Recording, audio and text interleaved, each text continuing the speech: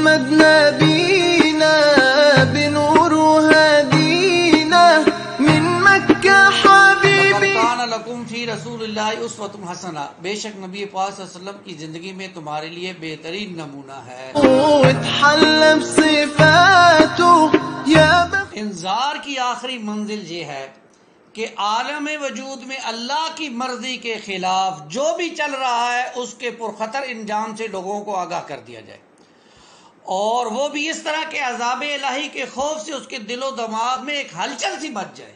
یہ ہے انذار، یہ ہے يا نبي الله السلام۔ مکے کی زمین پر ظلم و ستم کی انتہا کر دی گئی۔ بلال رضی اللہ تعالیٰ عنہ کو تپتی ریت پر لٹایا جاتا تھا، اور یہی بس نہیں تھی۔ طائف سے واپسی پر رسول اللہ صلی اللہ علیہ وسلم کے ساتھ وہ کچھ ہو گیا جو مکے میں 10 سالوں میں نہیں ہوگا۔ مولاي صل وسلم۔ 259 صحابہ کی لاشیں اٹھائی ہیں محمد رسول اللہ صلی اللہ علیہ وسلم نے، پھر جا کے اللہ کا دین غالب ہوا۔ هو الذی ارسل رسولہ بالہدی ودین الحق لیظہرہ علی الدین کلہ، وہی ہے اللہ جس نے بھیجا اپنے حبیب اپنے رسول کو الہدا، حبیبک خیر الخلق کلہم۔ یا نبی سلام علیک، یا رسول سلام۔ اعوذ باللہ من الشیطان الرجیم، بسم اللہ الرحمن الرحیم، فاستقم کما امرت، صدق اللہ العظیم۔ رب اشرح لی صدری ویسر لی امری واحلل عقدۃ من لسانی یفقہوا قولی واجعل لی وزیرا من اہلی، آمین یا رب العالمین۔ اللہم صلی علی محمد وعلی آل محمد کما صلیت علی ابراہیم وعلی آل ابراہیم انک حمید مجید۔ اللہم بارک علی محمد وعلی آل محمد کما بارکت علی ابراہیم وعلی آل ابراہیم انک حمید مجید۔ رب کائنات کے حکم پر نبی پاک صلی اللہ علیہ وسلم کا دعوت پھیلانے کا کام جاری رہا، اور مشرکین مکہ کا ظلم و ستم بھی جاری رہا۔ رسول اللہ صلی اللہ علیہ وسلم کے ساتھ مشرکین کا کچھ رویہ تو ہم پچھلی نشست میں پڑھ چکے ہیں، لیکن ایک بات تو ظاہر تھی کہ جہاں تک رسول اللہ صلی اللہ علیہ وسلم کا خاص معاملہ تھا، اللہ تعالیٰ نے آپ کو ایک ایسا رعب اور شرف اور وقار دے رکھا تھا کہ لوگ زیادتی کی جرت نہ کر پاتے تھے۔ مزید بنا آپ صلی اللہ علیہ وسلم کو ابو طالب کی جو حمایت بھی تھی اور آپ کی حفاظت میں بھی تھے۔ وہ قریش کے ایک عظیم سردار تھے، اور اس وقت ان کی بات مانی جاتی تھی، ان کی ذمہ داری کا احترام کیا جاتا تھا، اسے توڑنے کی کوئی جرت نہیں کر سکتا تھا۔ اور یہ بنو عبد مناف کے چوٹی کے انسان تھے، اور قریش بلکہ سارا عرب اس خاندان کو بڑی عزت کی نگاہ سے دیکھتا تھا۔ تو مشرکین نے کیا کیا کہ ابو طالب کے پاس پہنچے اور ان کے پاس جا کر رسول اللہ صلی اللہ علیہ وسلم کی شکایت کی، اور کہا کہ آپ کا بھتیجا جو ہے ہمارے خداؤں کو برا بھلا کہتا ہے، ہمارے دین پر عیب لگاتا ہے، ہمیں بے وقوف ٹھہراتا ہے، اور ہمارے باپ دادا کو گمراہ کہتا ہے، لہذا یا تو اسے آپ روکیں یا ہمارے اور اس کے درمیان سے آپ ہٹ جائیں، کیونکہ آپ بھی تو ہماری طرح اس سے الگ دین پر ہیں، ہم اس سے نپٹ لیں گے۔ جواب میں ابو طالب نے نرمی سے بات کی اور انہیں خوش اسلوبی سے واپس کر دیا، چنانچہ وہ واپس چلے گئے، اور رسول اللہ صلی اللہ علیہ وسلم کے دین پر آپ صلی اللہ علیہ وسلم اپنے دین کی دعوت پر جو ہے وہ تبلیغ پر ڈٹے رہے۔ اب ابو طالب کو جو ہے وہ قریش کی دھمکی ملتی ہے اس کے بعد، اور ایک چیلنج بھی ملتا ہے، لیکن یہ ایسے ہوا کہ جب قریش نے دیکھا کہ نبی پاک صلی اللہ علیہ وسلم اپنے کام میں اپنی تبلیغ میں لگے ہوئے ہیں تو مزید سبق نہ کر سکے۔ انہوں نے باہم چہمگوئیاں کی، اور مشورے کے بعد پھر ابو طالب کے پاس آ گئے اور کہا کہ آپ ہم میں عمر رسیدہ ہیں، اور آپ جو ہے وہ بڑا شرف بھی رکھتے ہیں، ہم نے آپ سے عرض کی تھی کہ اپنے بھتیجے کو منع کریں، مگر آپ نے منع نہیں کیا۔ باخدا ہم یہ برداشت نہیں کر سکتے کہ ہمارے باپ دادا کو برا بھلا کہا جائے اور ہمیں بے وقوف قرار دیا جائے، ہمارے معبودوں پر عیب لگائے جائیں، لہذا آپ یا تو اسے منع کریں یا پھر ہم آپ کو اس کے مقابلے کے لیے نکل آئیں گے، یا ہم آپ کے اور اس کے مقابلے کے لیے نکل آئیں گے، اور اس وقت تک نہیں ٹلیں گے جب تک ایک فریق کا خاتمہ نہیں ہو جائے۔ یہ کہہ کر وہ واپس چلے گئے۔ ابو طالب پر جو ہے ان کی دھمکی کا بڑا اثر ہوا اور بڑا بھاری محسوس ہوا۔ آپ نے جو ہے وہ اس موقع پر رسول اللہ صلی اللہ علیہ وسلم کو بلایا اور ان کے سامنے بات رکھی اور کہا، بھتیجے مجھ پر رحم کرو، میری طاقت سے زیادہ مجھ پر بوجھ نہ ڈالو۔ جب رسول اللہ صلی اللہ علیہ وسلم نے ان کی یہ کمزوری دیکھی تو فرمایا، یا عمہ واللہ، اے میرے چاچا اللہ کی قسم، لو وضع الشمس فی یمینی والقمر فی یساری الا ان اترک هذا الامر، اگر یہ لوگ میرے دائیں ہاتھ پر سورج اور میرے بائیں ہاتھ پر چاند بھی رکھ دیں تاکہ میں اس کام کو چھوڑ دوں، حتی یظہرہ اللہ او اہلک فی ما ترکتہ، تو یہاں تک کہ یا تو اللہ اس دین کو غالب کر دے گا یا میں اس کام میں لگے لگے ہلاک ہو جاؤں، میں نہیں چھوڑنے والا اس کو۔ اس کے بعد رسول اللہ صلی اللہ علیہ وسلم کی آنکھوں سے آنسو نکل آئے، گویا آپ نے دیکھا کہ ابو طالب جو ظاہری سہارا ہے وہ بھی ساتھ چھوڑ کے جا رہے ہیں، تو ابو طالب نے کہا بھتیجے جاؤ، جو کہنا ہے کہو، واللہ میں تمہیں کبھی کسی وجہ سے بھی نہیں چھوڑ سکتا۔ اس کے بعد قریش نے ایک بڑی عجیب و غریب تجویز سوچی اور ابو طالب کے ساتھ ایک دلچسپ مکالمہ ہوا یہ کہ قریش نے دیکھا کہ ان کی دھمکی بھی کارگر نہیں ہوئی، کیونکہ رسول اللہ صلی اللہ علیہ وسلم اپنا کام کیے جا رہے ہیں اور ابو طالب جو ہے ان کی مدد پر بھی ڈٹے ہوئے ہیں، جس کا مطلب یہ ہے کہ انہوں نے اپنے بھتیجے کی جو پشت پناہی دی ہوئی ہے۔ تو وہ کیا ہے کہ ابو طالب کے پاس پہنچے، ایک بہت ہی شخص تھا عمارہ بن ولید، یہ خوبصورت اور بانکا نوجوان تھا، اور اس کو لے کر ابو طالب کے پاس آئے اور کہا ابو طالب اس نوجوان کو ہم سے لے لیجیے اور اپنا لڑکا قرار دے دیجیے، آپ اس کی مدد بھی کیجیے اور دیت بھی لیجیے اور ہمیں اس کے بدلے میں اپنا بھتیجا دے دیجیے، یعنی رسول اللہ صلی اللہ علیہ وسلم ہمیں دے دیجیے، جو آپ کے دین اور آپ کے باپ دادا کے دین کی مخالفت پر ہے اور جس نے آپ کی قوم میں پھول ڈال رکھی ہے اور لوگوں کی عقلوں کو معاف کر رکھا ہے، اور اسے لے جا کر قتل کریں گے، ہم اسے لے جا کر قتل کریں گے، بس یہ ایک آدمی کے بدلے میں ایک آدمی کا معاملہ ہو جائے گا۔ ابو طالب نے یہ بات سنی تو کہا واللہ اللہ کی قسم تم لوگ انتہائی برا سودا کر رہے ہو، مجھے تم اپنا بیٹا اس لیے دے رہے ہو کہ میں اسے کھلاؤں پلاؤں اور مجھ سے میرا بیٹا مانگ رہے ہو تاکہ تم اسے قتل کر دو، اللہ کی قسم یہ نہیں ہو سکتا۔ تو یوں جب قریش نے دیکھا کہ اب معاملہ ابو طالب بھی ان کی بات ماننے کے لیے تیار نہیں ہے، تو دھمکی بھی کام نہیں آئی، سودے بازی کی پیشکش بھی وہ کر چکے وہ نہیں ہوئی، اور 4 طریقوں سے روکنے کا بھی معاملہ کیا تو نہیں ہوا، تو پھر انہوں نے اپنی ستانے کے معاملات کو تیز کر دیا اور خود رسول اللہ صلی اللہ علیہ وسلم سمیت صحابہ کو جو تکلیف دی وہ میں آپ کے سامنے عرض کر چکا ہوں۔ تو اس دوران پھر پہلی ہجرت کا موقع آ گیا۔ پہلی دفعہ اللہ تعالیٰ نے 12 مرد اور 4 عورتوں کو جو ہے وہ ہجرت کا حکم دیا، اور یہ آپ صلی اللہ علیہ وسلم نے مسلمانوں پر جب ظلم بڑھ گیا تو لوگ مسلمان آئے اور ہجرت حبشہ کی اجازت طلب کی، اور یہ نبوی میں یعنی نبوت کے 5ویں سال میں مسلمانوں کے اس قافلے نے ہجرت کی۔ اس میں 12 مرد اور 4 عورتیں تھیں، اور ان کے سردار سیدنا عثمان بن عفان تھے، نیز ان کے ساتھ ان کی بیوی سیدہ رقیہ بھی تھی جو رسول اللہ صلی اللہ علیہ وسلم کی صاحبزادی تھی، یعنی وہ بھی آپ کے ساتھ ہجرت کر کے گئیں، اور یہ ابراہیم اور حضرت لوط کے بعد پہلا گھرانہ تھا جس نے اللہ کے راستے میں ہجرت کی تھی۔ آپ اندازہ کریں لوگوں نے مسلمانوں نے اللہ کے دین کے لیے گھر بار بھی چھوڑا ہے، آگے اور بھی ذکر آئے گا، اور بھی ہجرتوں کا ذکر آئے گا، لیکن اللہ کے رسول صلی اللہ علیہ وسلم کا لخت جگر آپ کی بیٹی ہجرت کر رہی ہے، اور یہ لوگ رات کے اندھیرے میں چپکے سے نکلے ہیں، اور جو ہے وہ ایک جہاز کے اوپر بیٹھ کر یہ حبشہ پہنچ گئے۔ ادھر جب قریش کو پتہ چلا کہ مسلمان جو ہے وہ نکل گئے ہیں تو ان کا غیظ و غضب بڑھ گیا، فوراً آدمی دوڑائے کہ ان کو پکڑ کر مکہ لایا جائے اور خوب سزا دی جائے یہاں تک کہ وہ اللہ کا دین چھوڑ دیں، لیکن ان کے پہنچنے سے پہلے ہی مسلمان سمندر میں دور جا چکے تھے، زیادہ یہ لوگ ساحل سے ہی واپس آ گئے۔ اور بڑی دلچسپ بات آپ کو ہم بتاؤں، اس دوران جو ایک واقعہ ہوا بڑا دلچسپ قسم کا واقعہ ہے کہ مسلمانوں کے ساتھ مشرکین نے بھی سجدہ کر لیا، یعنی اس ہجرت کے کوئی 2 مہینے بعد رمضان سن 5 نبوی میں ایک روز رسول اللہ صلی اللہ علیہ وسلم مسجد حرام تشریف لائے، اور اس وقت کعبہ کے آس پاس قریش کے بہت سارے لوگ جمع تھے، ان میں ان کے سردار اور بڑے بڑے لوگ بھی تھے۔ سورہ نجم ابھی تازہ نازل ہوئی تھی، آپ نے ان کے درمیان اچانک کھڑے ہو کر اس کی تلاوت شروع کر دی۔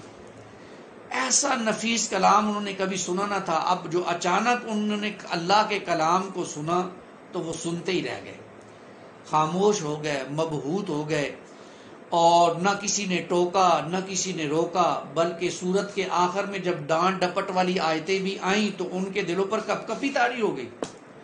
پھر جو ہی آپ صلی اللہ علیہ وسلم نے یہ آیت پڑھی فَاسْجُدُوا لِلَّهِ وَاعْبُدُوا، اللہ کے لیے سجدہ کرو اور عبادت کرو، تو بے اختیار سارے کے سارے سجدے میں گر گئے، سب سجدے میں گر گئے. کسی کو اس حکم ربانی سے جو ہے وہ ٹلنے کا موقع نہ ملا. اور امام بخاری نے سیدنا ابن مسعود سے روایت کی ہے کہ نبی پاک صلی اللہ علیہ وسلم نے سورہ نجم پڑھی، پھر سجدہ کیا تو قوم کا کوئی فرد نہ بچ سکا جس نے سجدہ نہ کیا ہو. ایک آدمی نے ایک مٹھی کنکری یا مٹی لی اور اسے اپنے چہرے کے اوپر تک لے گیا اور کہا میرے لیے یہی کافی ہے. بعد کو میں نے دیکھا کہ وہ جنگ بدر میں حالت کفر میں مارا گیا اور یہ آدمی امیہ بن خلف تھا. تو یہ واقعہ بھی ہوا رسول اللہ صلی اللہ علیہ وسلم. اس سے آپ اندازہ لگائیں کہ مشرکین بھی قرآن سننے کے بعد ان کے دلوں پہ کپ کپی طاری ہو جاتی تھی. آج ہم قرآن نہیں سنتے، آج ہم گانے سنتے ہیں، آج ہم فلمیں دیکھتے ہیں، آج ہم ڈرامے دیکھتے ہیں اور اس کا اثر لیتے ہیں. معاشرے میں جو فحاشی اور یعنی اور یہ چیزیں پھیل رہی ہیں یہ ان ڈراموں اور فلموں کا نتیجہ ہے. یہ جو ہمارے ہاں ساس سسر اور ساس بہو کا لڑائی جھگڑا ہے یہ کہاں سے آیا؟ یہ انڈین فلمیں اور انڈین ڈرامے دیکھ دیکھ کے.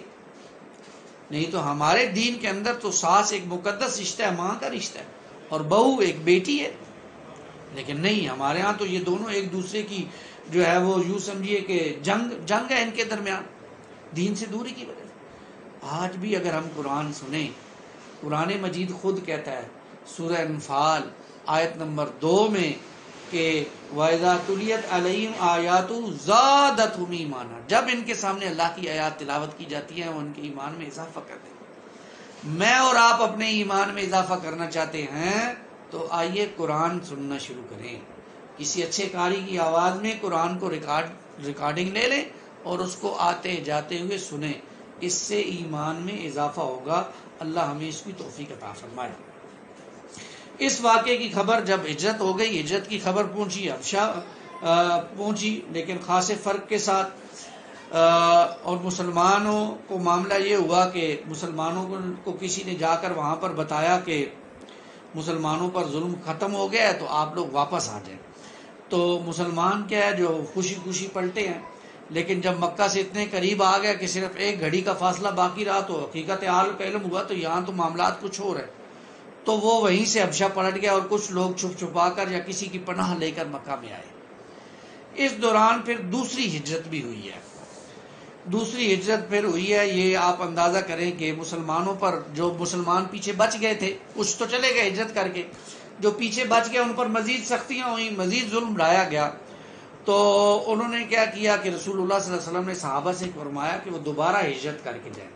چنانچہ اب کی بار 82 یا 83 مرد اور 18 عورتوں نے ہجرت کی ہے. اور ظاہر ہے کہ یہ ہجرت پہلی ہجرت سے زیادہ پرمشقت تھی کیونکہ قریش چوکنا تھے، مسلمانوں کی نقل و حرکت پر نظر رکھے ہوئے تھے. لیکن مسلمان ان سے کہیں زیادہ چوکنے تھے، با حکمت اور صاحب استقامت ثابت ہوئے اور ان کی ساڑی دھر پکڑ کے باوجود حبشہ کو نکل گئے. اب قریش کو جو ہے وہ بڑا معاملہ ہوا، یہ ان پر بڑا گراں گزرا اور مسلمانوں کو جو ایسے انہوں نے جانے دیا، کوئی تکلیف نہیں. تو انہوں نے کیا کیا کہ حبشہ میں اپنے قاصد کو بھیجا جائے اور مسلمانوں کو واپس لائے. تو انہوں نے حبشہ پہنچ کر ایک سوچے سمجھے منصوبے کے مطابق سب سے پہلے پادریوں سے ملاقاتیں کی اور انہیں تحفے تحائف پیش کیے اور انہیں اپنی آمد کا مقصد بتایا اور سب نے حامل بھر لی کہ ہم ان لوگوں کو واپس کروائیں گے. اس کے بعد نجاشی کے پاس آئے اور اسے بھی تحفے تحائف پیش کیے. پھر اصل مقصد کے لیے زبان کھولی اور کہا بادشاہ سلامت، آپ کے ملک میں ہمارے کچھ ناسمجھ اور نادان لوگ آ گئے ہیں. انہوں نے اپنی قوم کا دین چھوڑ دیا ہے اور آپ کے دین میں داخل بھی نہیں ہوئے ہیں، بلکہ ایک نیا دین ایجاد کیا ہوا ہے جسے ہم نہیں جانتے ہیں اور نہ آپ جانتے ہیں. اس لیے ہمیں آپ کی خدمت میں ان کی قوم کے اشراف یعنی ان کے والدین اور ان کے بڑوں نے بھیجا ہے تاکہ ہم آپ انہیں واپس بھیج دیں، کیونکہ وہ لوگ ان پر نگاہ رکھتے ہیں اور ان کی خامی اور خرابی کو سمجھتے ہیں. دیکھیں کیسی چاپلوسی والی باتیں کی انہوں نے. جب ان کی پاری یہ پوری ہو چکی تو پادریوں نے بھی منصوبے کے مطابق ان کی تائید کی. لیکن نجاشی اللہ اس کو خوش رکھے اس نے احتیاط برتی اور سوچا کہ دونوں فریقین کی بات سنی جائے تبھی حق واضح ہو سکے گا. چنانچہ اس نے مسلمانوں کو بلایا اور پوچھا یہ کیا دین ہے جس کی وجہ سے تم اپنی قوم سے الگ ہو گئے ہو، پھر میرے دین میں بھی داخل نہیں ہوئے، نہ دیگر ملتوں میں سے کسی ایک کے دین میں داخل ہوئے ہو.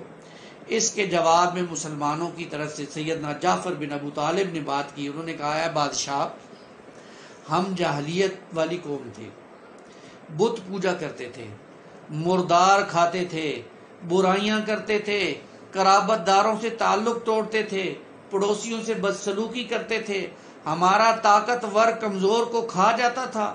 ہم اسی حالت میں تھے کہ اللہ نے ہم ہی میں سے ایک رسول بھیجا. ہم اس کی اعلیٰ نسبی، سچائی، امانت اور پاک دامنی کو جانتے تھے. اس نے ہمیں اللہ کی طرف بلایا کہ ہم اسے ایک مانیں، اس کی عبادت کریں اور اس کے سوا جن پتھروں اور بتوں کو ہم اور ہمارے باپ دادا پوجتے تھے انہیں چھوڑ دیں. اس نے ہمیں سچ بولنے، امانت ادا کرنے، قرابت جوڑنے، پڑوسی سے اچھا سلوک کرنے، حرام کاری اور خون ریزی سے باز رہنے کا حکم دیا، اور بے حیائی کے کاموں، جھوٹ بولنے، یتیم کا مال کھانے اور پاک دامن عورتوں پر جھوٹی تہمت لگانے سے منع کیا. اس نے ہمیں یہ بھی حکم دیا کہ ہم صرف ایک اللہ کی عبادت کریں، اس کے ساتھ کسی کو شریک نہ کریں. اس نے ہمیں نماز، زکوٰۃ اور روزے کا حکم دیا. سید جعفر نے اسلام کے اور بھی بہت سے احکامات ان کے سامنے رکھے. پھر کہا ہم نے اس پیغمبر کو سچا مانا، اس پر ایمان لائے، اس کی پیروی کی، اس کے لائے ہوئے دین الہی میں اس کا اتباع کیا. چنانچہ ہم نے صرف ایک اللہ کی عبادت کی، اس کے ساتھ کسی کو شریک نہیں کیا، اور جو چیزیں اس نے حرام بتائی انہیں حرام مانا، اور جو چیزیں حلال بتائی انہیں حلال جانا. اس پر ہماری قوم ہم سے بگڑ گئی. اس نے ہم پر ظلم و ستم کیا اور ہمیں دین سے پھیرنے کے لیے فتنوں اور سزاؤں سے دوچار کیا، تاکہ ہم اللہ کی عبادت چھوڑ کر بت پرستی کی طرف پلٹ جائیں، اور جن گندی چیزوں کو حرام سمجھتے تھے انہیں پھر حلال سمجھنے لگے. جب انہوں نے ہم پر بہت ظلم کیا، زمین تنگ کر دی، ہمارے اور ہمارے دین کے درمیان رکاوٹ بن کر کھڑے ہو گئے، تو ہم نے آپ کے ملک میں آ کر پناہ لی، آپ کو دوسروں پر ترجیح دی، آپ کی پناہ میں رہنا پسند کیا، اور یہ امید کی کہ اے بادشاہ آپ کے ہاں ہم پر ظلم نہیں کیا جائے گا. نجاشی نے جب یہ بات سنی تو سیدنا جعفر سے کچھ پڑھنے کی فرمائش کی. انہوں نے سورہ مریم کی ابتدائی آیات تلاوت کی. اس پر نجاشی اس قدر رویا کہ اس کی داڑھی تر ہو گئی، اور تمام پادری بھی روئے. اس طرح اتنا روئے کہ ان کے صحیفے تر ہو گئے. پھر نجاشی نے کہا یہ وہ کلام ہے جو حضرت عیسیٰ علیہ السلام لے کر آئے کہ دونوں ایک ہی شمع کے اجالے. اس کے بعد قریش کے جو نمائندے وہاں گئے تھے ان سے مخاطب ہو کر کہا تم لوگ چلے جاؤ، واللہ میں ان کو تمہارے حوالے نہیں کروں گا، اور نہ ان کے خلاف کوئی چال چلی جا سکتی ہے. دوسرے دن عمر بن عاص نے ایک خطرناک تدبیر اختیار کی. نجاشی نے کہا یہ لوگ حضرت عیسیٰ کے بارے میں بڑی خطرناک باتیں کہتے ہیں. اس پر نجاشی نے مسلمانوں کو پھر بلایا اور سیدنا عیسیٰ کے بارے میں سوال کیا. سیدنا جعفر نے کہا ہم ان کے بارے میں وہی بات کہتے ہیں جو رسول اللہ صلی اللہ علیہ وسلم لے کر آئے، یعنی وہ اللہ کے بندے اور اس کے رسول اور اس کا کلمہ ہیں جسے اللہ نے کنواری پاک دامن مریم کی طرف القاء کیا تھا. اس پر نجاشی نے زمین سے ایک تنکا اٹھایا اور کہا اللہ کی قسم جو کچھ تم نے کہا اس سے عیسیٰ اس تنکے کے برابر بھی بڑھ کر نہ تھے. جاؤ تم لوگ میری امن و امان سے رہو، جو تمہیں گالی دے گا اس پر تاوان لگایا جائے گا، اور جو تمہیں گالی دے گا اس پر تاوان لگایا جائے گا، جو تمہیں گالی دے گا اس پر تاوان لگایا جائے گا.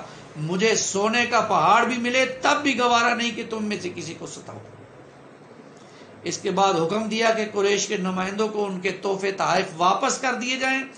چنانچہ وہ دونوں صاحبان منہ لٹکائے مکے کو لوٹے اور بتایا کہ مسلمانوں نے اچھے دیار میں اچھے ہمسائے کے ساتھ قیام کر لیا. اب دیکھیں اس ناکامی پر مشرکین بڑے جو ہے وہ غصے میں تھے اور ان کا دل چاہ رہا تھا کہ مسلمانوں پر ٹوٹ پڑے. بالخصوص وہ یہ دیکھ رہے تھے کہ نبی پاک صلی اللہ علیہ وسلم دین کا کام مسلسل کیے جا رہے، لیکن وہ یہ دیکھ کر الجھن میں پڑ جاتے تھے کہ سخت سے سخت دھمکی بھی ابو طالب پر کوئی کارآمد نہیں ہو رہی تھی، اور ان سے ٹکرانا بھی آسان نہیں تھا، اس لیے کہ ان کی سمجھ میں نہیں آتا تھا کہ کیا کرے. کبھی جو ہے وہ خوخاری کا جذبہ غالب آتا تو نبی پاک صلی اللہ علیہ وسلم اور بچے کچے مسلمانوں کو مزید سزائیں دینے لگتے، کبھی بحث و منازع کا دروازہ کھول دیتے، کبھی دنیا کی پرکشش چیزوں کی پیشکش کرتے، کبھی کچھ لو اور کچھ دو کے اصول پر سودے بازی کرتے، کبھی سوچتے کہ نبی پاک صلی اللہ علیہ وسلم کا صفایا کر کے اسلام کا چراغ ہی گل کر دیا جائے. مگر ان میں کوئی بات بھی ان کے پلے نہ پڑ سکی اور کسی طرح بھی ان کی مراد پوری نہ ہو سکی، بلکہ ان ساری کوششوں کا نتیجہ ناکامی اور نامرادی کی۔ اور یہ فطری بات ہے کہ جب انسان کسی کوشش میں ناکام ہو جاتا ہے تو اس کے اندر مزید انتقام کا جذبہ ہو جاتا ہے۔ چنانچہ اب صرف یہی نہیں کہ انہوں نے بچے کچے مسلمانوں پر ظلم و قسم کے پہاڑ توڑ دیے، بلکہ رسول اللہ صلی اللہ علیہ وسلم پر بھی مزید سنگین دست درازیاں کی۔ چنانچہ ایک بار عتبہ بن ابو لہب نبی پاک صلی اللہ علیہ وسلم کے پاس آ کر کہنے لگا کہ وہ ثم دنا فتدلی فکان قاب قوسین او ادنی، پھر وہ جبرائیل نزدیک ہوا اور اتر آیا، پس 2 کمانوں کے مقابل فیصلہ رہ گیا، بلکہ اس سے بھی کم رہ گیا، والے کے ساتھ کفر کرتا ہے۔ اس کے بعد آپ کی ایذا رضانی کے در پر ہو گیا، آپ صلی اللہ علیہ وسلم کا کرتا پھاڑ دیا، آپ کے چہرے مبارک پر تھوک دیا، لیکن جیسے ہی تھوکا تھوک پلٹ کر اس کے اوپر آ گیا اور آپ نے فرمایا اللہم ارسل علیہ قلب من کلابک، یا اللہ تو اس پر اپنے کتوں میں سے کوئی کتا چھوڑ دے۔ رسول اللہ نے اس کے لیے بد دعا کی۔ اس کے بعد وہ ایک قافلے پر شام میں گیا، جب قافلے نے راستے میں ملک شام کے مقام زرقہ پر پڑاؤ ڈالا تو ایک شیر نے اس کے گرد چکر لگایا۔ عتبہ کہنے لگا واللہ یہ مجھے کھا جائے گا، جیسا کہ محمد نے میرے لیے بد دعا کی ہے، میں شام میں ہوں وہ مکہ میں ہے، لیکن اس نے مجھے مار ڈالا۔ چنانچہ جب وہ لوگ سونے لگے تو عتبہ کو اپنے بیچوں بیچ سلایا، پھر بھی شیر نے اونٹوں اور انسانوں کو پھلانگتے ہوئے ٹھیک اس کا سر آ کر دبوچا اور اسے مار دیا۔ اسی طرح ایک مرتبہ رسول اللہ صلی اللہ علیہ وسلم حاضر سجدہ میں تھے کہ عقبہ بن ابی معیط نے آ کر آپ کی گردن مبارک اپنے پاؤں سے اس قدر زور سے روندی کہ آپ صلی اللہ علیہ وسلم کی آنکھیں باہر نکل پڑی۔ اب آپ دیکھیں کہ مشرکین نے اسلامی دعوت کو روکنے کی مختلف کوششوں میں ناکامیوں کے بعد سنجیدگی کے ساتھ یہ سوچنا شروع کیا کہ نبی صلی اللہ علیہ وسلم کو قتل کر دیا جائے، معاذ اللہ، خواہ اس کے نتیجے میں زبردست قسم کی خون ریزی کیوں نہ ہو جائے۔ اور جی ہمارے اس بات پر جاہل ہے کہ ایک روز ابو جہل نے قریش سے کہا آپ لوگ دیکھ رہے ہو کہ محمد ہمارے دین کو عیب لگانے، ہمارے آباء و اجداد کو بدگمانی کرنے، ہماری عقلوں کو معاف ٹھہرانے اور ہمارے معبودوں کو برا بھلا کہنے کے سوا کوئی بات ماننے کو تیار نہیں۔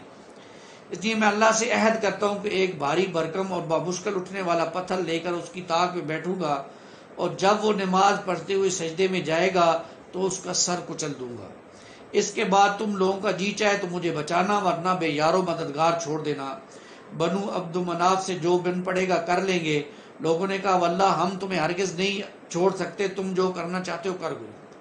اس کے بعد صبح ہوئی تو ابو جہل نے ویسا ہی ایک پتھر دیا اور بیٹھ گیا۔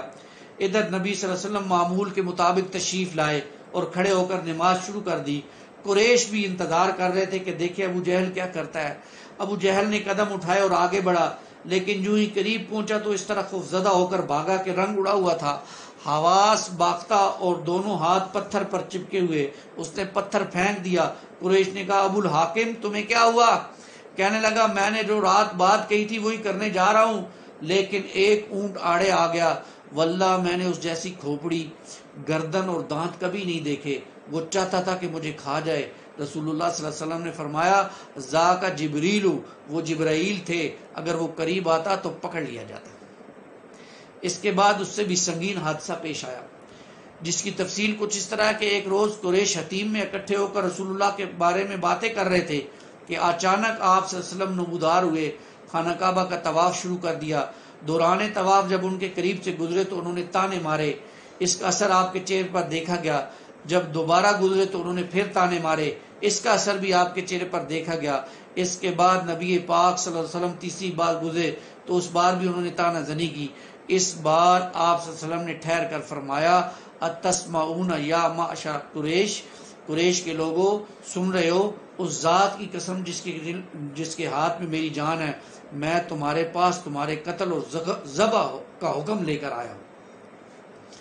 آپ کی اس بات کا اتنا گہرا اثر ہوا، ان لوگوں پر سختہ طاری ہو گیا، ان کے سر پر پرندہ آ بیٹھا ہو ایسے سختہ طاری ہو گیا، یہاں تک کہ آپ کے بارے میں جو سب سے سخت آدمی تھا وہ بھی اچھی اچھی باتیں کر کے آپ کو منانے لگا۔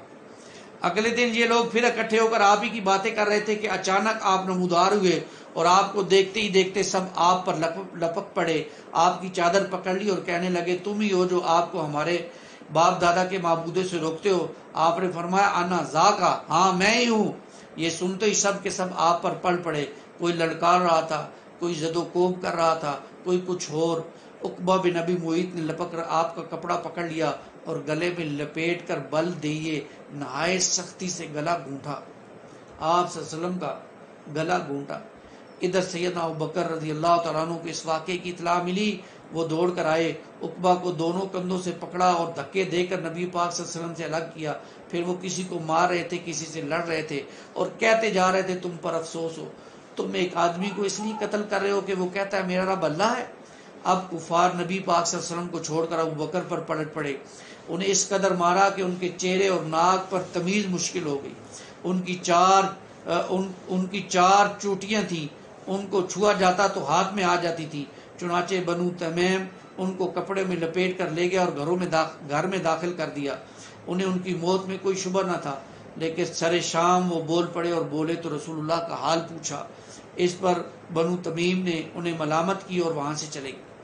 اس کے بعد انہیں کھانا پیش کیا گیا، لیکن انہوں نے اس وقت تک کھانے پینے سے انکار کر دیا جب تک رسول اللہ کو دیکھ نہ لے صلی اللہ علیہ وسلم۔ چنانچہ جب رات کو سناٹا چھا گیا اور لوگ آرام کرنے لگے تو انہیں دار ارقم میں رسول اللہ کے پاس پہنچایا گیا۔ انہیں جب آپ کو باخیر پایا تو کھانا پینا گوارا کر لیا۔ یوں جب ابوبکر پر سختی بہت بڑھ گئی، زندگی کی راہیں دشوار ہو گئی، تو وہ بھی ہجرت حبشہ کے ارادے سے نکل پڑے۔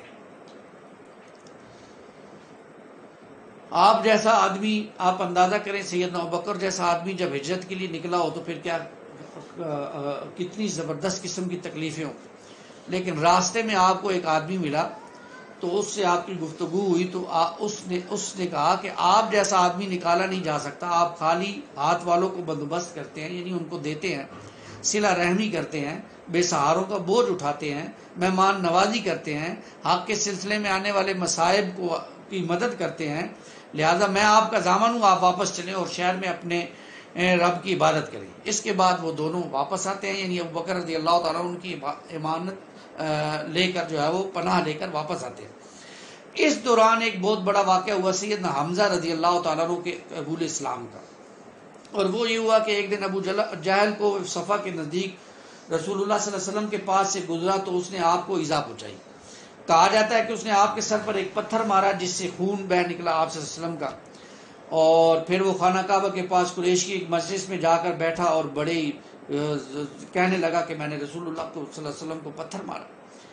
تھوڑی دیر میں سیدنا حمزہ کہیں شکار کھیل کے ابھی واپس آئے تھے تو ان کو کسی نے بتایا کہ حمزہ تمہارے بھتیجے کو کسی نے پتھر مارا ہے اور اس کے سر سے جو ہے وہ خون نکل رہا ہے۔ تو سیدنا حمزہ جو ہے وہ رضی اللہ تعالیٰ عنہ جو ہے وہ بھاگے ہیں وہاں سے، اور ابو جہل کو جا کر اس زور سے کمان ماری کہ اس کا سر میں زخم آ گیا۔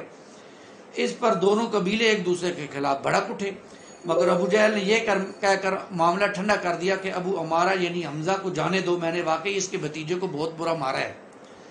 ظاہر ہے کہ سیدنا حمزہ کا اسلام محض حمیت کے طور پر تھا۔ اس پر لوگوں نے کہا کہ حمزہ تم اپنے بھتیجے کی خاطر مارنے پر تیار ہو تو اس کا دین کیوں نہیں قبول کرتے ہو؟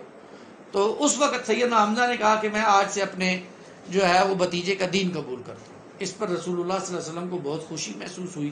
یہ سن 6 نبوی کا واقعہ ہے، آپ صلی اللہ علیہ وسلم کے پاس پہنچے اور اپنی ایمان لانے کا جو ہے وہ اعلان کیا۔ اس دوران سیدنا عمر رضی اللہ تعالیٰ عنہ کا بھی اسلام لانے کا ان کے 3 دن بعد، صحیح 3 دن بعد آپ رضی اللہ تعالیٰ عنہ بھی اسلام لائے، اور وہ اسلام سے پہلے آپ کو معلوم ہے، میں نے ابھی پہلے نشست میں عرض کیا تھا کہ وہ بہت زیادہ مسلمانوں کے مخالف تھے۔ ایک رات رسول اللہ خانہ کعبہ کے پاس نماز پڑھ رہے تھے تو سیدنا عمر نے چھپ کر چند آیتیں سن لی۔ ان کے دل میں آیا کہ یہ حق ہے، لیکن اپنے اناد پر اور تعصب پر قائم رہے، یہاں تک کہ ایک روز رسول اللہ صلی اللہ علیہ وسلم کو مارنے کے لیے گھر سے نکلے، تلوار لی اور کہا آج میں رسول اللہ صلی اللہ علیہ وسلم کا معاذ اللہ خاتمہ کر دوں گا۔ راستے میں ایک آدمی سے ملاقات ہوئی اور پوچھا عمر کہاں جا رہے ہو؟ کہا میں تو آج محمد رسول اللہ کو قتل کرنے جا رہا ہوں۔ اس نے کہا محمد کو قتل کر کے بنو ہاشم اور بنو زہرہ سے کیسے بچو گے؟ سیدنا عمر نے کہا معلوم ہوتا ہے کہ تم بھی بے دین ہو چکے ہو۔ اس نے کہا عمر حیرت کی بات نہ بتاؤں تمہیں، تمہارے بہن بہنوئی بھی تمہارا دین چھوڑ چکے ہیں، یہ سن کر سیدنا عمر شدید غصے کی حالت میں بہن بہنوئی کے گھر گئے. وہاں سیدنا خباب بن عرص سورہ طٰ پر مشتمل ایک صحیفہ پڑھا رہے تھے. سیدنا عمر کی آواز سنی تو وہ گھر کے اندر چھپ گیا اور ان کی بہن نے وہ صفحہ چھپا دیا. اندر پہنچے تو یہ پوچھا یہ کیسی آواز تھی جو میں نے تم لوگوں کی زبان سے سنی؟ انہوں نے کہا کچھ بھی نہیں تھا، ہم آپس میں باتیں کر رہے تھے. سیدنا عمر نے کہا غالباً تم دونوں بے دین ہو گئے ہو. بہنوئی نے کہا اچھا عمر یہ بتاؤ کہ اگر حق تمہارے دین کے ماسوا بھی ہو تو؟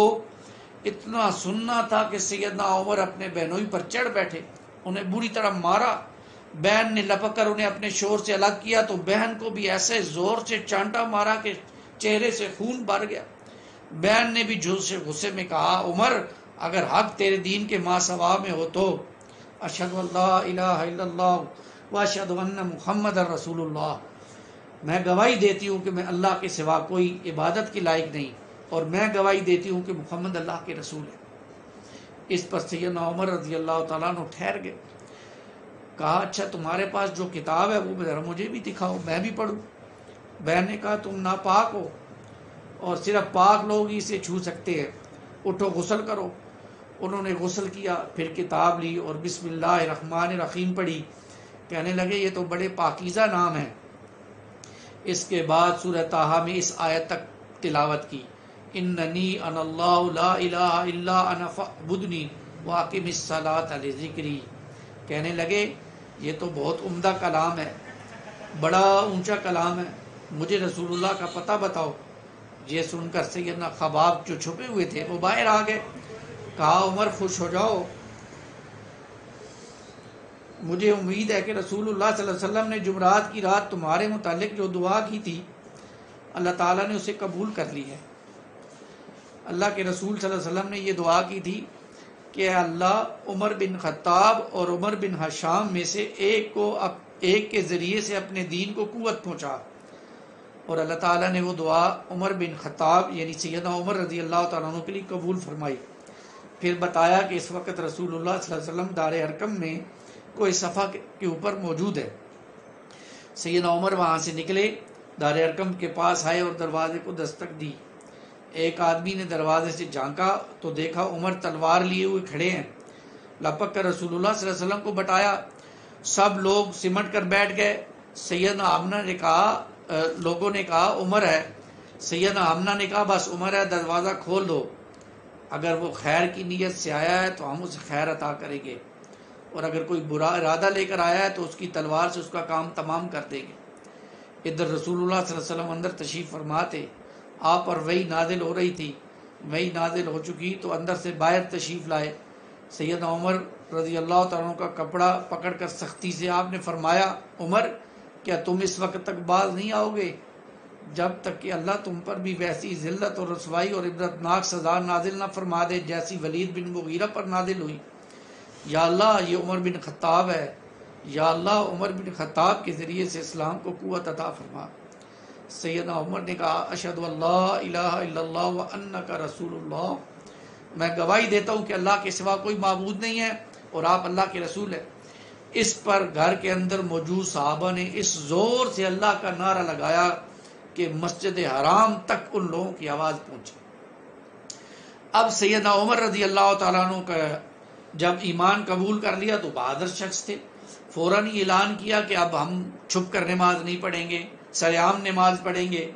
اور جا کر مکے کے اندر خانہ کعبہ کے اندر کھڑے ہو کر کہا کہ عمر ایمان لے آیا ہے، جو کوئی اپنی بیوی کو بیوہ کرنا چاہتا ہے وہ آ جائے میرے سامنے کھڑا ہو جائے.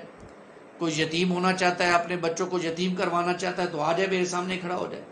تو سیدنا عمر رضی اللہ تعالیٰ عنہ کا ایمان لانے سے مسلمانوں کو بہت عزت ملی اور مسلمانوں کا دبدبہ بڑھ گیا اور مسلمانوں کی جو ہے وہ دھاک جو ہے وہ مشرکین پر بیٹھ گئی. پھر آپ کو معلوم ہے کہ قریش نے مزید جو ہے وہ مسلمانوں کو ستانا شروع کر دیا. مسلمانوں کے خلاف جو ہے وہ مزید جو ہے وہ تکلیفوں کا معاملہ پیدا کیا. اس سے آپ ذرا یہ بھی نوٹ کیجئے، میں جو بات بتانا چاہ رہا ہوں وہ یہ ہے کہ اگر اللہ کے رسول صلی اللہ علیہ وسلم سیدنا عمر کے لیے دعا کر رہے ہیں، دشمن ہے نا عمر، اس وقت تک تو ایمان نہیں لائے تھے عمر رضی اللہ تعالیٰ عنہ، لیکن آپ کے لیے دعائیں مانگ رہے ہیں.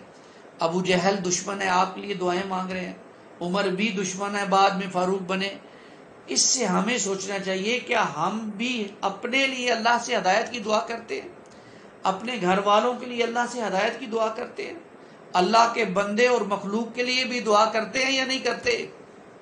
اللہ کے رسول دشمنوں کے لیے بھی دعا کرتے ہیں اور یہ دعا قبول ہو جاتی ہے عمر بن خطاب کے لیے، اور ہم اپنوں کے لیے بھی دعا نہ کریں. اللہ ہمیں سوچنے کی توفیق عطا فرمائے. پھر آپ کو بتاؤں کہ جب یہ معاملہ ہوا تو سن 6 نبوی میں قریش نے یہ فیصلہ کیا کہ اب جو ہے مشرکین نے یہ فیصلہ کیا کہ مسلمانوں کا بائیکاٹ کیا جائے اور گویا جو ہے ان سے خرید و فروخت ختم کر دی جائے، ان کے ساتھ کسی قسم کا کوئی تعلق نہ کیا، سوشل بائیکاٹ، کوئی ان سے نکاح نہیں کرے گا، ان سے کوئی خرید و فروخت نہیں ہوگی، کوئی معاشرتی روابط نہیں ہوں گے، بھرپور ان کی مخالفت کی جائے گی. ابو طالب اپنے خاندان والوں کو لے کر ایک گھاٹی میں چلے جاتے ہیں. گویا 3 برس نبی اکرم صلی اللہ علیہ وسلم اور آپ کے ساتھی شیب ابی طالب کی گھاٹی میں قید رہے. بچے بلکتے تھے بھوک سے تو چمروں کا گلا ہوا پانی ان کو پلایا جاتا تھا. ایک صاحب فرماتے ہیں کہ ایک رات اندھیرے میں میرے پاؤں کے نیچے کوئی چیز آئی، میں نے اس پر اٹھا کر کھا لیا، مجھے نہیں پتا کہ وہ کیا تھا، میں شدید بھوکا تھا. فاقے بھی گزرے ہیں محمد رسول اللہ صلی اللہ علیہ وسلم پر 3 برس میں، اور آپ کے خاندان والوں پر بھی گزرے، معصوم بچوں کو بھی بھوکا پیاسا رہنا پڑا ہے. غور کیجئے گا، آج اگر ہمارے ایک وقت کھانے میں تاخیر ہو جائے تو ہم پہ کیا گزرتی ہے، اللہ کی راہ میں اللہ کے رسول پر کیا کیا گزری ہے. کبھی سوچئے تو صحیح کہ ہم تیار ہیں ان مشکلات سے گزرنے کے لیے. آج آسانیاں بھی اللہ نے دے رکھی ہیں کہ ہم دین کا کام کر رہے ہیں. وہاں پر کتنی مشکلات تھی، وہاں پر کتنی تکالیف تھی، پھر بھی دین کا کام جاری تھا. ہمارے پاس کتنی آسانیاں ہیں، کتنی آشائشیں ہیں، کتنا ہم دین کا کام کرتے ہیں. غور کیجیے اس بات پر. یہ بائیکاٹ 3 برس تک جاری رہتا ہے، لیکن ہر معاشرے میں کچھ سلیم الفطرت لوگ ہوتے ہیں، کچھ سلیم الفطرت انسان اس معاشرے میں بھی تھے. وہ کھڑے ہوئے اور انہوں نے جن لوگوں سے بائیکاٹ کر رکھا تھا ان سے کہا کہ یہ ہمارے اپنے ہیں. وہ لوگ کھڑے ہوئے اور جا کر وہ جو صحیفہ کعبے کے اوپر لٹکایا گیا تھا اس کو پھاڑ دیا، اور یوں مسلمانوں کے لیے وہ شیب ابی طالب کی قید ختم ہوئی. لیکن معاملہ رکا نہیں، تکلیفوں کا معاملہ تھما نہیں. یہ ساری باتیں رسول اللہ اور صحابہ کے ساتھ چلتی ہے. ہمیں سوچنا چاہیے اور ہمیں اس حوالے سے رسول اللہ صلی اللہ علیہ وسلم کی سیرت کا مطالعہ کرنا چاہیے. ہمارے یہاں سیرت کے موضوع پر کیا بیان ہوتا ہے؟ معذرت کے ساتھ معجزات بیان کرنے چاہیے، ثواب بھی ملتا ہے، سننے سے ایمان بھی بڑھتا ہے. عملی کیا رہنمائی ملتی ہے بھائی؟ مجھے یاد پڑتا ہے، بڑی پیاری بات ہے آپ لوگوں کی، اور اپنی جو ہے وہ اس کے لیے بیان کر رہا ہوں تاکہ ہم اس سے ہدایت حاصل کریں. منامہ میں ایک جگہ پہ میرا درس ہوا، لاہور میں. یہ سیرت میں نے پڑھائی اسی طرح، تو لوگ جمع ہوئے. سیرت جب آپ پڑھائیں گے تو لوگ سیرت سنیں گے. ہمارے ہاں تو سیرت سنائی نہیں جاتی، قصے کہانیاں سنا کر ختم ہو جاتی ہے.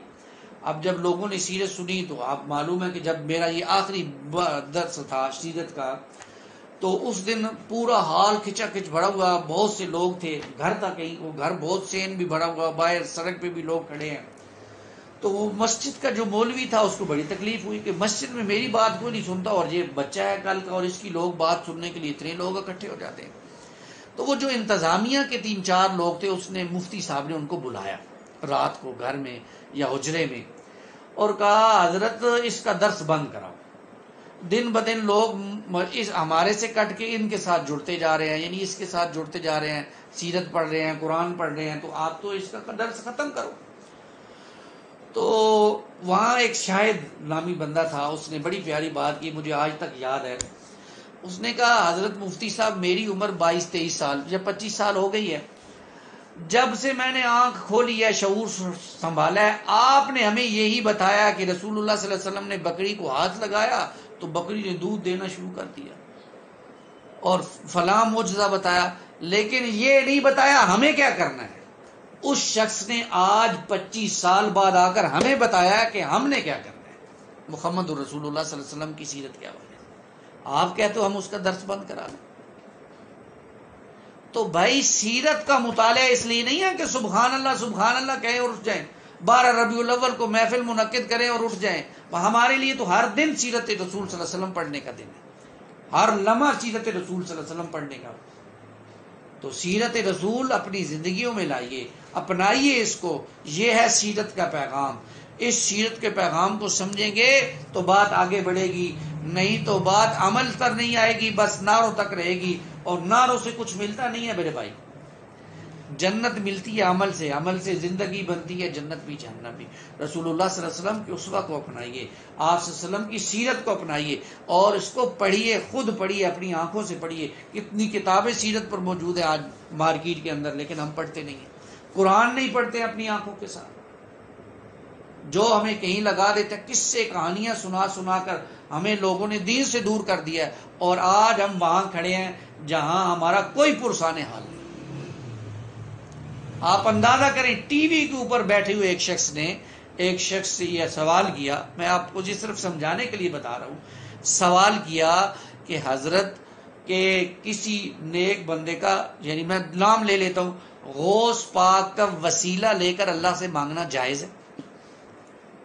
انہوں نے کہا جی جائز ہے. پھر چلیں اس بات تک تو کہیں نہ کہیں کچھ نہ کچھ معاملہ ہو سکتا ہے کہ وسیلے کے ذریعے سے مانگا جا سکتا ہے، کوئی قباحت نہیں ہے. لیکن دوسرا سوال اس نے کیا کہ کیا غوث پاک سے ڈائریکٹ مانگنا جائز ہے؟ اور اس مفتی نے، اس عالم نے، اللہ اس کو ہدایت دے، اس نے کہا جی جائز ہے، ڈائریکٹ مانگنا بھی جائز ہے اس سے. یعنی اللہ کو چھوڑ کر ڈائریکٹ بھی انسانوں سے مانگ سکتے ہو آپ، اللہ کے بندوں سے. یہ تعلیم ہو رہی ہے، یہ تبلیغ ہو رہی ہے. یہ چیزیں آپ جب لوگوں کو پھیلائیں گے تو لوگ اللہ کے ساتھ جڑیں گے یا لوگوں کے ساتھ جڑیں گے؟ ہمارا دیندار لوگوں کا تو کام ہے لوگوں کو اللہ کے ساتھ جوڑیں. لیکن اللہ کے ساتھ جوڑنے کے بیچ میں اگر وسیلے اور یہ نہیں ڈالیں گے تو پھر ہماری اوپر نظریں چڑھانے ہدایہ کہاں سے آئیں گے بھائی؟ لوگ تو اللہ سے ڈائریکٹ مانگ لیں گے، تو سانو کون پوچھے گا؟ تو اقبال نے کہا کہ خالق و مخلوق میں حائل رہے پردے، پیرانے کلیسا کو کلیسا سے اٹھا دو. یہ پنڈت پیر پروٹ بچیے ان سے. یہ جو صحیح بعمل لوگ ہیں ان کے قریب جائیے، ان سے دین سیکھیے.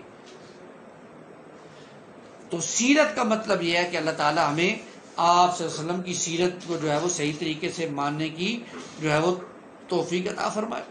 یہ سن 6 نبوی میں ہو گیا.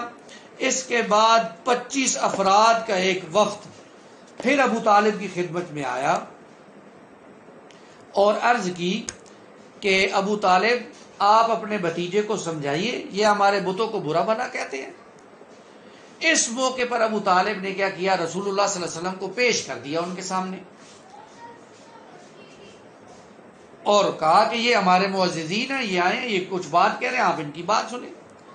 تو اس وقت رسول اللہ صلی اللہ علیہ وسلم نے فرمایا، چچا جان میں تو ان سے صرف ایک بات چاہتا ہوں جس کی یہ اگر قائل ہو جائیں تو عرب ان کے تابع ہو جائے اور عجب انہیں جزیہ ادا کرے، اگر ایک بات یہ مان لیں. یہ سن کر وہ بڑے حیران ہو، کہنے لگے صرف ایک بات ہے؟ تیرے رب کی قسم ہم ایسی 10 باتیں ماننے کو تیار ہیں. وہ بات ہے کیا؟ تو رسول اللہ نے فرمایا بس ایک بات مان لو، کہو لا الہ الا اللہ. اس پر وہ اپنے کپڑے جھاڑتے ہوئے یہ کہتے ہوئے اٹھ گئے کہ ان ھذا لشیء عجاب، یہ تو بڑی عجیب بات ہے جو تم نے کہہ دی ہے. یہ ہیں باتیں، ذرا دیکھیے. یہ سب معاملات ہو گئے، اب معاملات ہو گئے، روکا گیا، آفر کی گئی، سب کچھ ہوئے. اب دیکھیے سن 10 نبوی کا دور آتا ہے. یہ بہت اہم دور ہے. یہ سال غم کا سال ہے، جس کو عام الحزن بھی کہتے ہیں. ابو طالب جو شدید بوڑھے ہو چکے تھے، وہ کسی مرض میں مبتلا تھے، ان کا مرض بڑھتا گیا یہاں تک کہ ان کی وفات ہو گئی. اور رسول اللہ صلی اللہ علیہ وسلم ان کے پاس تشریف لائے. وہاں ابو طالب اور عبداللہ بن ابو امیہ موجود تھے. رسول اللہ صلی اللہ علیہ وسلم نے فرمایا، اے اما قل لا الہ الا اللہ کلمۃ احاج لک بہا عند اللہ. چچا جان لا الہ الا اللہ کہہ دیجئے، بس ایک کلمہ اس کے ذریعے سے میں اللہ کے حضور آپ کے لیے حجت پیش کروں گا. ان دونوں نے کہا، ابو طالب کیا عبد المطلب کی ملت سے اعراض کرو گے اور ان سے برابر باتیں کرتے رہے یہاں تک کہ آخری بات جو انہوں نے کہی یہ کہی عبد المطلب کی ملت پر، پھر اس پر ان کا انتقال ہو گیا۔ نبی پاک صلی اللہ علیہ وسلم نے فرمایا لَأَسْتَغْفِرَنَّ لَكَ مَا لَمْ أَنَّهُ أَنْ، جب تک اللہ کی طرف سے روکا نہ گیا میں آپ کے لیے دعائے مغفرت کرتا رہوں گا۔ اس پر پھر آپ صلی اللہ علیہ وسلم کے لیے قرآن مجید میں آیت نازل ہو گئی ما کان للنبی والذین آمنوا ان یستغفروا للمشرکین ولو کانوا اولی قربى من بعد ما تبین لهم انهم اصحاب الجحیم، نبی اور اہل ایمان کے لیے یہ درست نہیں ہے کہ وہ مشرکین کے لیے دعائے مغفرت کرے اگرچہ وہ ان کے قرابت دار ہی کیوں نہ ہو، جبکہ ان پر واضح ہو چکا ہو کہ وہ جہنمی ہیں۔ اور یہ آیت بھی نازل ہوئی انک لا تہدی من احببت، ایسا نہیں ہے کہ آپ جسے پسند کریں اسے ہدایت دے دیں۔ ان کی وفات رجب یا رمضان سن 10 نبوت میں شیب ابی طالب سے نکلنے کے 6 یا 8 ماہ بعد ہوئی۔ وہ رسول اللہ صلی اللہ علیہ وسلم کے محافظ، بازو اور ایسا قلعہ تھے جہاں مکے کے بڑوں اور بے وقوفوں کے حملوں سے بچاؤ کے لیے اسلامی دعوت نے پناہ لے رکھی تھی، مگر وہ خود باپ دادا کی ملت پر قائم رہے، اس لیے پورے طور پر کامیاب نہ ہو سکے۔ اور سیدنا عباس رضی اللہ تعالیٰ نے نبی پاک صلی اللہ علیہ وسلم سے دریافت کیا کہ آپ اپنے چچا کے کام آ سکے جبکہ وہ آپ کی حفاظت کرتے رہے اور آپ کے لیے دوسروں پر بگڑتے رہے، تو آپ صلی اللہ علیہ وسلم نے فرمایا وہ جہنم کی ایک سطحی جگہ میں ہوں گے، اور اگر میں نہ ہوتا تو وہ جہنم کے سب سے گہرے کھڈے میں ہوتے۔ یہ ایک واقعہ ہو گیا۔ دوسرا واقعہ کیا ہوا کہ سیدہ خدیجہ رضی اللہ تعالی عنہ وہ بھی وفات پا گئی۔ ابو طالب کی وفات پر نبی پاک صلی اللہ علیہ وسلم کا غم ابھی زائل بھی نہیں ہوا تھا کہ ام المومنین سیدہ خدیجہ وفات پا گئی۔ ان کی وفات ابو طالب کی وفات کے 2 مہینے یا صرف 3 دن بعد رمضان سن 10 نبوی میں ہوئی، اور انہوں نے آپ صلی اللہ علیہ وسلم کا بہت ساتھ دیا، جان و مال سے آپ کی غم گساری کی، اذیت اور غم میں برابر شریک رہیں۔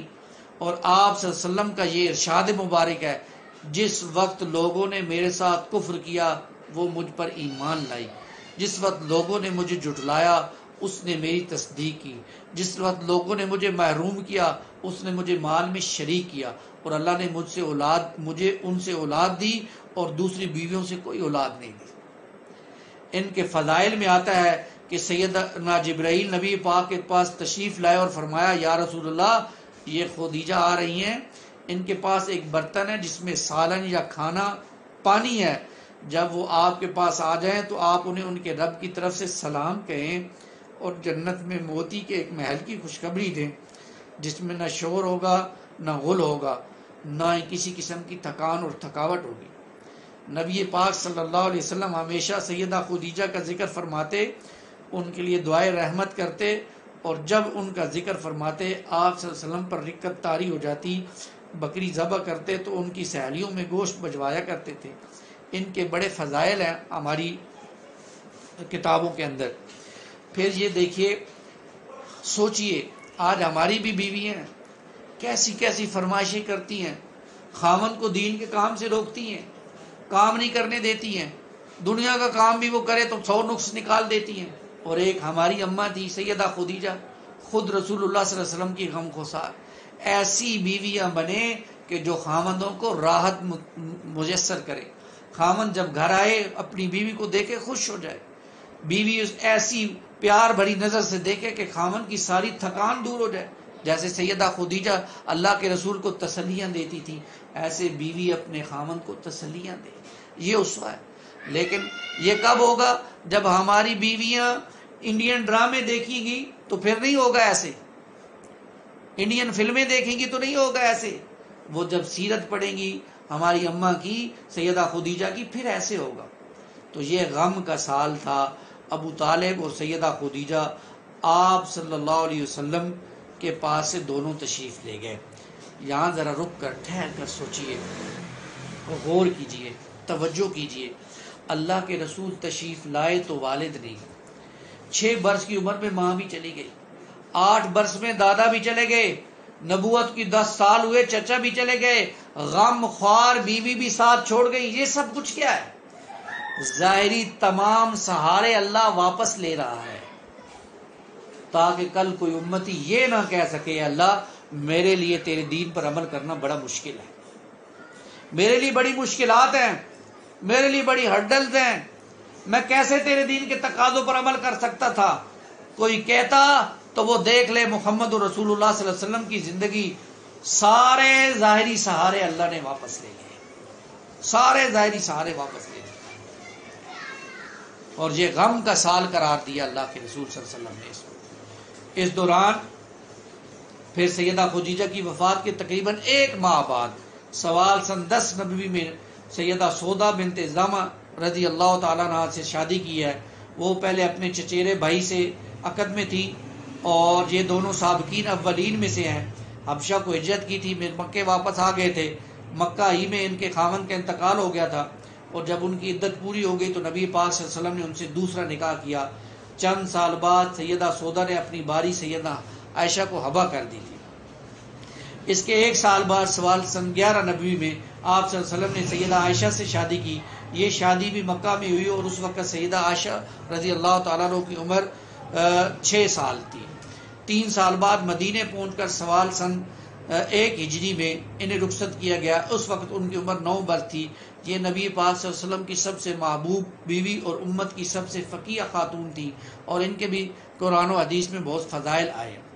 لیکن اس دوران جو واقعہ سن 10 نبوی میں ہوا، ان حالات میں نبی پاک صلی اللہ علیہ وسلم کا مکے میں رہنا مشکل ہو گیا۔ مشکل کیوں ہوگا کہ ظاہری سہارا ابو طالب وہ فوت ہو گئے، اور گھر کا سہارا بیوی وہ بھی چلی گئی۔ تو آپ صلی اللہ علیہ وسلم نے باہر جا کر طائف میں دعوت دی کہ شاید کچھ بات بن جائے۔ تو نبی پاک صلی اللہ علیہ وسلم طائف تشریف لے گئے، اور وہاں پر جا کر آپ نے سرداروں کے سامنے اپنی دعوت رکھی، اسلام کی دعوت دی، اور آپس میں وہ 3 سردار تھے اور آپس میں بھائی بھی تھے، انہیں اسلام کی دعوت دی اور تبلیغ اسلام پر ان کی مدد چاہی، لیکن انہوں نے منظور نہیں کیا بلکہ بہت برا جواب دیا۔ آپ نے انہیں چھوڑ کر دوسروں کا قصد کیا اور انہیں بھی اسلام لانے اور اپنی آمد کی اطلاع دی۔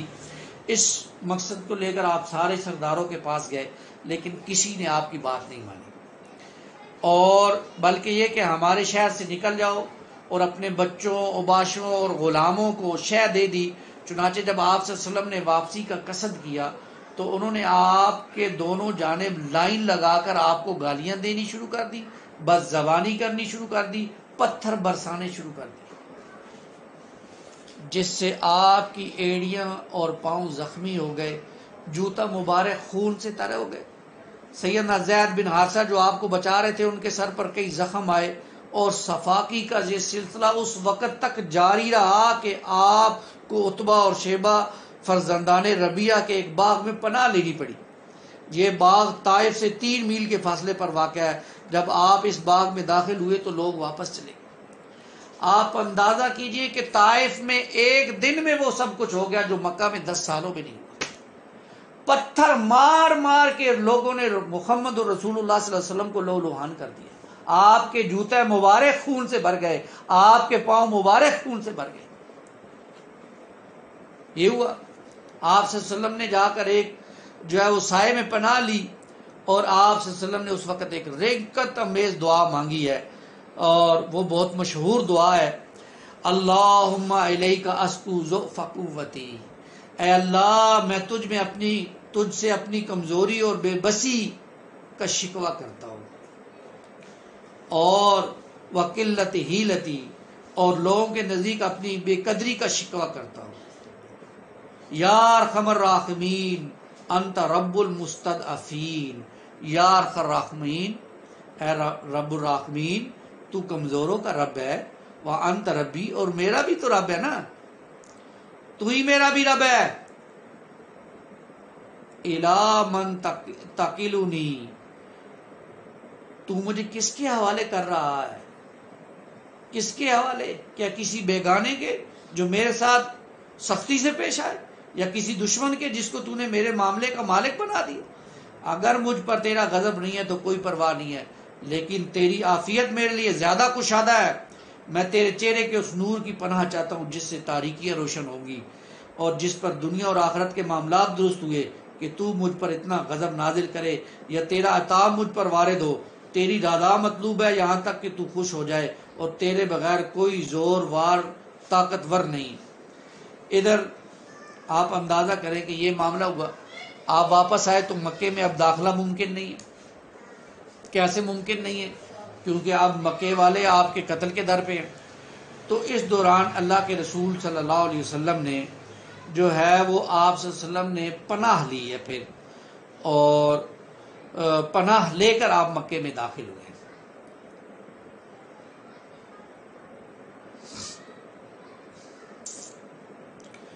آپ اندازہ کریں جب آپ مکے میں داخل ہوئے تو پناہ لے کر داخل ہوئے، آپ نے طواف کیا، اور طواف کے بعد پھر جو آپ کو لے کر آیا تھا شخص، اس نے یہ اعلان کیا کہ رسول اللہ صلی اللہ علیہ وسلم کو میں نے پناہ دے دی ہے، کوئی جو ہے وہ ان کے ساتھ جو ہے وہ کچھ نہیں کر سکتا۔ لیکن آپ اس بات کو ذرا دیکھیں کہ رسول اللہ صلی اللہ علیہ وسلم جب دعوت لے کر آئے تھے، جب قرآن نازل ہوا تھا، اس وقت ورقہ نے کیا کہا تھا؟ ورقہ بن نوفل نے کہا تھا جس کسی نے بھی یہ دعوت اپنی قوم کے سامنے رکھی ہے، مشکلات آئی ہیں اور اس کی قوم نے اس کو اپنے وطن سے نکال دیا ہے۔ یہی وجہ ہے سیدہ فاطمہ تو زہرا فرماتی ہیں جب مشکلات اور مصائب تمہیں پریشان کر دیں تو میرے ابا جان کو یاد کر لو، یاد رکھیے یہ مشکلات آپ کی راہ میں بھی ہیں، میری راہ میں بھی ہیں، دین کی راہ میں نکلیں گے تو مشکلات تو ہوں گی۔ طائف کی گلیوں کو یاد رکھیے، نبی پاک صلی اللہ علیہ وسلم کا بہتا ہوا خون یاد رکھیے، نبی پاک صلی اللہ علیہ وسلم پر برستے پتھروں کو یاد رکھیے، زبان درازی سے کرنے والی زبانیں یاد رکھیے۔ یہ سب کچھ اللہ کے رسول کے ساتھ ہوا ہے، اور یہ سب کچھ میرے اور آپ کے ساتھ بھی ہو سکتا ہے۔ یہ سن 10 نبوی کا معاملہ ہے، ابو طالب بھی چلے گئے، خدیجہ بھی چلی گئی، طائف والوں نے بھی قبول نہ کیا، لیکن دعوت کا کام رکا نہیں ہے، دعوت کا کام جاری ہے۔ یہ دنیا والوں کا معاملہ ہے، اللہ کو کچھ اور ہی منظور ہے۔ آپ طائف سے واپسی پر ایک جگہ نماز فجر پڑھتے ہیں، جنات کی ایک جماعت کا گزر ہوتا ہے، سورہ احقاف کی تلاوت کرتے ہیں، اس کے اندر یہ واقعہ موجود ہے۔ وہ جنات نبی پاک صلی اللہ علیہ وسلم پر ایمان لے آتے ہیں، قرآن سنتے ہیں، اور الفاظ قرآن مجید کے ہیں وہ سنتے ہیں، ایمان لے آتے ہیں۔ جب انہوں نے سنا تو وہ اپنی قوم کی چلے اور دعوت دینا شروع کر دیا۔ زمین والے یہ کہہ رہے ہیں، زمین والے خون بہا رہے ہیں، آسمان والا کچھ اور کہہ رہا ہے، انسان ٹھکرا رہے ہیں۔ اللہ نے جنات کو توفیق دے دی، ایمان قبول کر لیا، صرف قبول ہی نہیں کیا، اس کی دعوت دینے والے بھی بن گئے۔ اور یہی وہ دور ہے جب معراج کا واقعہ بھی پیش آیا۔ انشاءاللہ اگلی نشست میں پڑھیں گے کہ معراج کا واقعہ کیسے ہوا اور کیا ہوا۔ اللہ تعالیٰ مجھے اور آپ کو سیرت رسول پڑھنے کی، اس پر عمل کرنے کی، اور آپ صلی اللہ علیہ وسلم کی سچی محبت نصیب فرمائے، آمین یا رب العالمین۔ اقول قولی ھذا استغفر اللہ لی ولکم ولسائر المسلمین والمسلمات۔